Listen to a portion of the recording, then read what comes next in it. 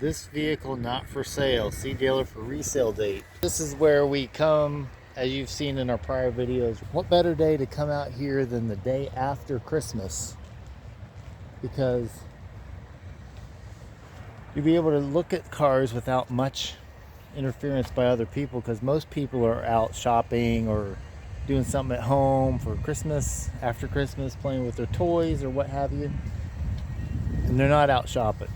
So if you're looking for a car, you can actually get a better deal maybe on the day after Christmas than you can any other day.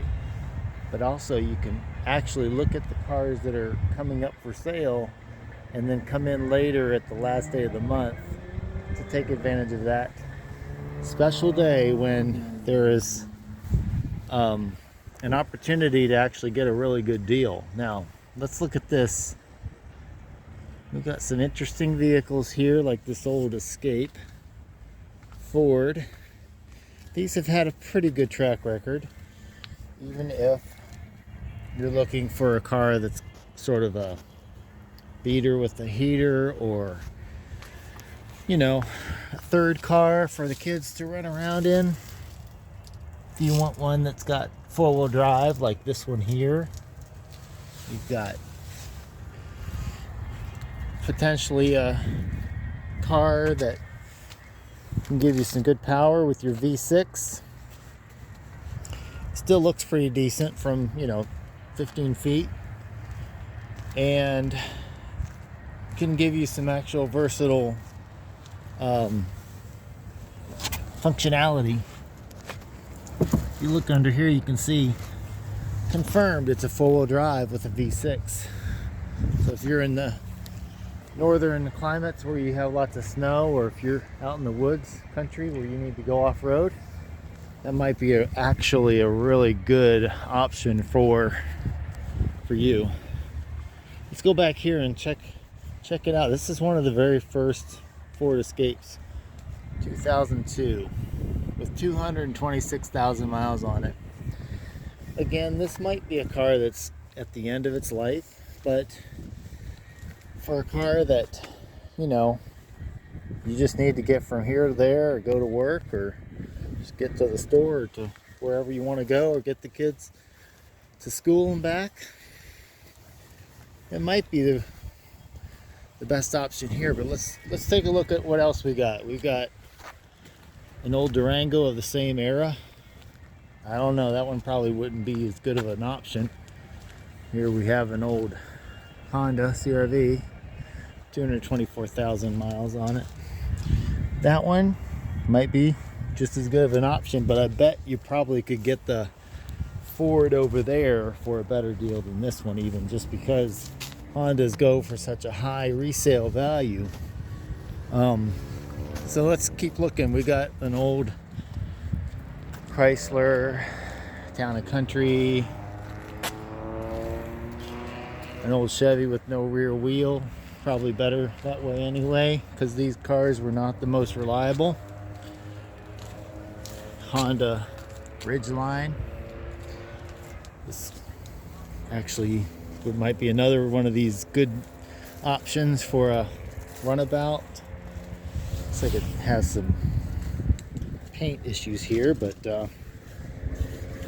what are you looking for? Are you looking for something that's going to get you awards at the, I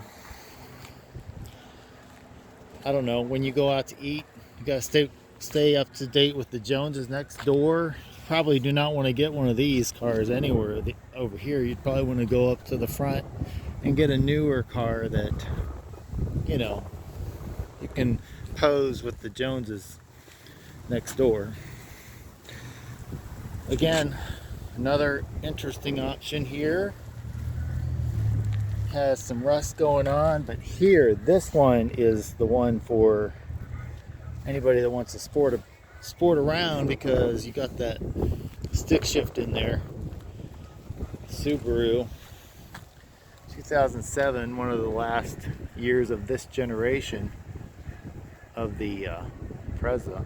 109,000 miles. That's actually not too bad for this car, assuming the Engine has been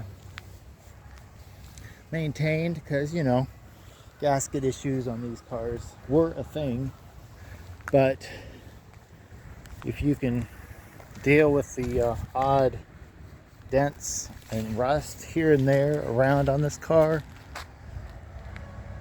you'd actually have a really interesting car with a stick shift and likely all-wheel drive. Yep, it looks like we have all-wheel drive on this one, so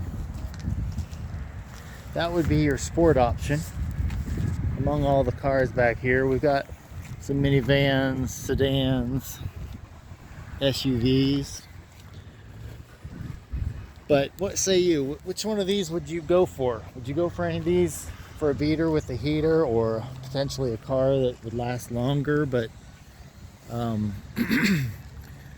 be a little less expensive than, say, a new car like this Cadillac Escalade with 176,000 miles on it?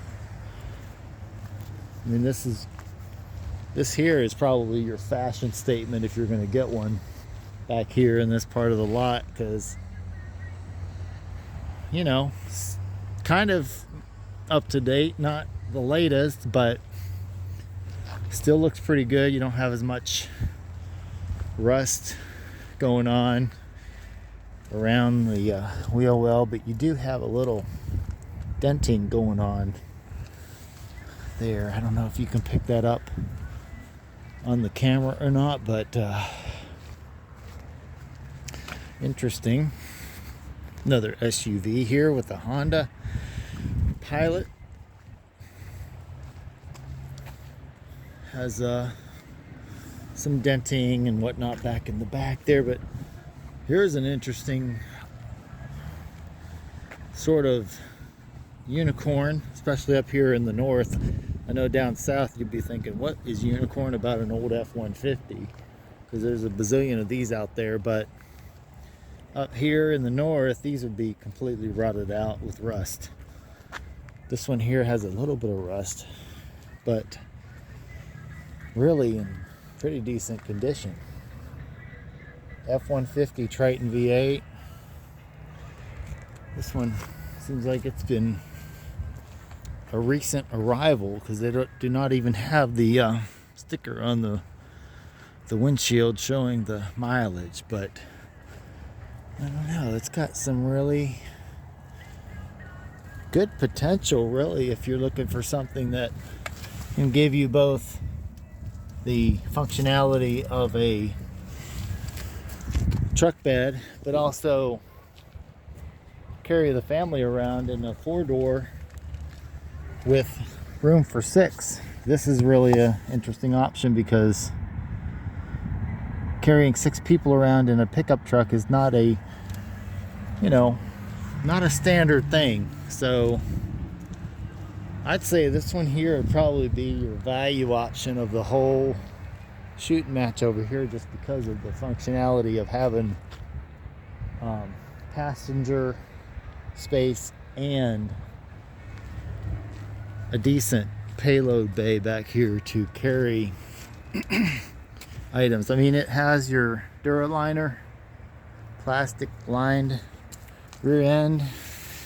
You do not see a lot of rust back in here, so this truck was likely a suburban mall crawler. It looks like they had some rust going on in the typical areas down here where they put on some duct tape or something to cover that, but assuming the frame is still in decent condition, not going to pose much of an issue to have all this rust starting under here. Pretty standard issue for the north. I mean, this actually is pretty good shape. But what say you, if you were looking for a car that gave you a little bit of life to get around town and be a beater with a heater, or even better, a little better than a beater, with the heater. Maybe you have air conditioning, maybe you have space for people and for things. Which one of these cars would you get? I mean, this is why you like to come to a new car dealer back lot, because they have so many different interesting options. So what say you? Which one of these would you buy? And why would you buy it? Show us in the comments below, and also make sure you give us a thumbs up if this is interesting to you, but also make sure you subscribe and join us again later for the next installment on Driving at Home. Till next time.